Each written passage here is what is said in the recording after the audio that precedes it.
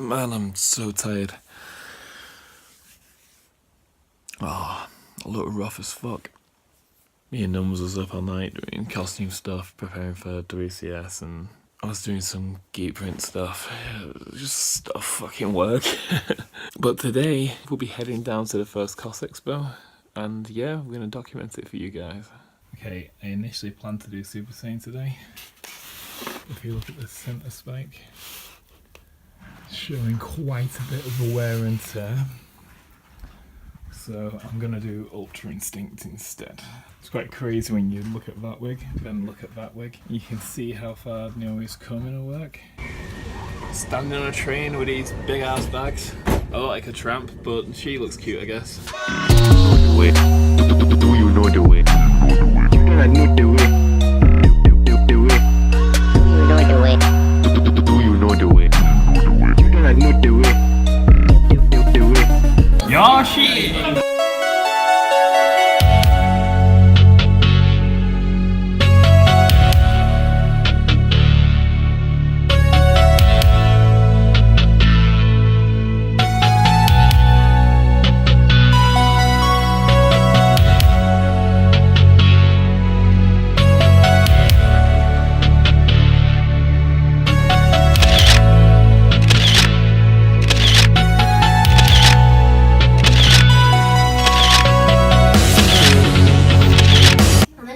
That you can slot into your wig and lock around it by bending your wire around. But only do that if you're, say, not going to be worried about poking you in the eye because of wire. Another way to do it is do it with pure glue. It's weaker, but it's exactly the same method. You cover it in glue, you get it down a flat surface initially. You use pins, I don't know why I'm using this, but if I use my hands. You use pins to hold it to its shape while it dries, and then once it's dry, it'll be stiff. And then you can attach it to your wig. And you can also, usually for the short ones more than the longer ones, just make them as you go. The hairs ping back as you cut them.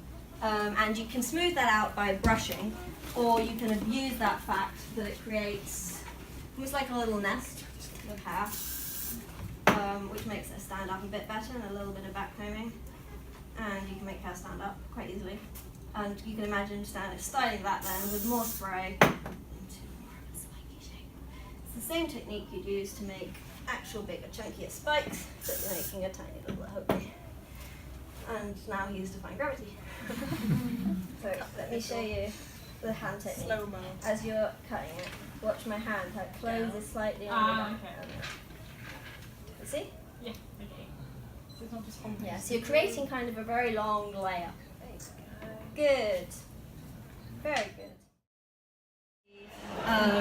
I was already into anime and manga and video games, and then I happened to meet some friends, and then we happened to discover a con was happening, and then we thought, shall we go? And then we thought, shall we go in costume? And none of us could sew, and none of us could do anything, but we had to go, and I'm actually the only one still doing it from those friend groups. I never had any plan to work in costumes. I have a degree in biology, then I did a master's in ecology, evolution, conservation, then I went into medical communications for several years. It's a terrible company, but they paid fairly well, so I had some savings, and then I took some time off, and then it was actually my boyfriend who is the Goku over there.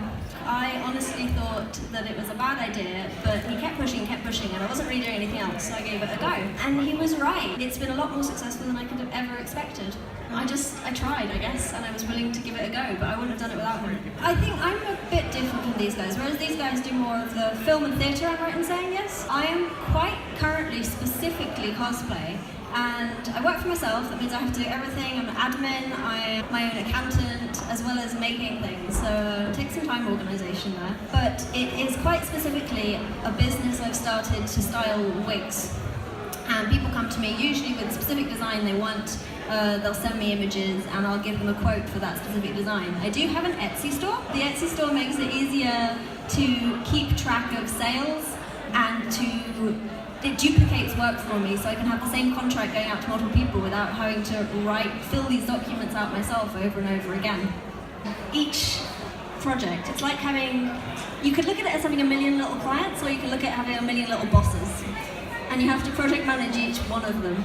Most of them are a breeze. We agree in advance, we agree a price, we agree a timeline to pay, we agree a deadline, and boom, boom, boom, we do it, and it's easy. But everyone is individual, so you get some clients, for instance, that send loads and loads of messages that they really don't need to. They can really eat into your time when you're working for yourself. And you have to try and make sure you set boundaries with them so that they know when you'll answer. I very quickly had to realise I needed an FAQ page because the same questions come up over and over again. And even though people don't take themselves to the FAQ page, it means that I can pre-generate responses to messages and send that to people to when they ask a question that I know is already answered there.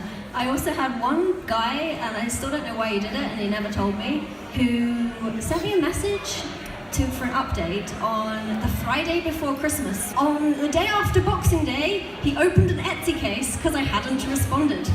Oh my god. I pointed out Merry why I Christmas. hadn't responded. He never ever replied, so Etsy just dropped the case automatically because they have a timeline on them. My suspicion is he just got anxious and then embarrassed, and then he was really happy with the wig at the end, but he never ever explained why he did that and why he felt the need. But a lot of it isn't just about difficult clients, it's also about my own strengths and weaknesses. I do have a habit of getting anxious myself about things, and I'll overthink things and get in my own head. So I get a fairly steady number of messages and I keep track of it, but sometimes, for reasons I can't quite figure out, I'll suddenly get like 10 in the space of a couple of hours, and then I'll like freak out and run away from my computer. I've set up this system where it's a rule for myself to help me get through. I am obligated to answer one message a day, because if I can answer one, and it's hard to argue with one, then I'll answer all of them. So it's not just about the difficulties of the clients, it's also trying to balance that off against me. Part of the reason I set up the Etsy store is so people can have an idea of my prices before they get in touch, because they are quite expensive, they take a lot of my time. Generally, by the time they come to me, it's because they're invested, they know what they're looking for. Some very few people will be like, oh, why is it so expensive, or can I get it cheaper, or why is it more expensive? But they are the exception rather than the rule for me.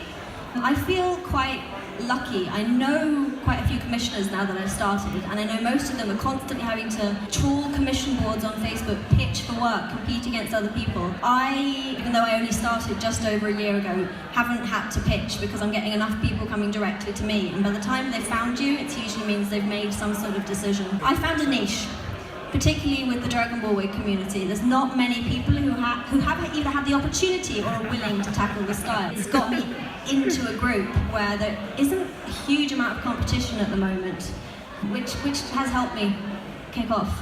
So it's good advice. Find a niche and Play to your develop it. strengths. Exactly. Stand by your price. You've set it for a reason. You've likely calculated your materials cost and the hours cost.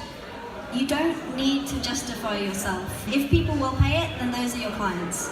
And the people who won't, they're not your clients. You're not trying to get them. I enjoy making stuff, and now I'm making stuff every day. So to be honest, to a certain degree, there's less drive to be constantly making my own stuff because I'm already making stuff, and that in itself is pleasurable. But I still do want to make my own projects. I just usually set a deadline and I'll work on them over a long period of time. You still have a daily schedule. I could work all the time, but instead I have to decide, okay, I'm going to spend this many hours on paid work, and then I'll spend the rest of my evening on my own work. So it's kind of like constant crafting. Sometimes I just give up and go and play a video game. One piece of advice for my past self: you don't have to follow social convention. A lot of my decisions my younger self made were because I thought that's what people expected of me and wanted me to do. And it was following the generic paths of life, and it wasn't really who I am. So, be a rebel. Right, so CosXpo's over, we're heading back, so we've got a face full of makeup on. I'm fucking shattered, gonna go home, sleep a lot, and then compete tomorrow in my first deadlift competition. Say hi, Nomes. That's all for now, guys. Don't forget to like, share, and subscribe. And always remember,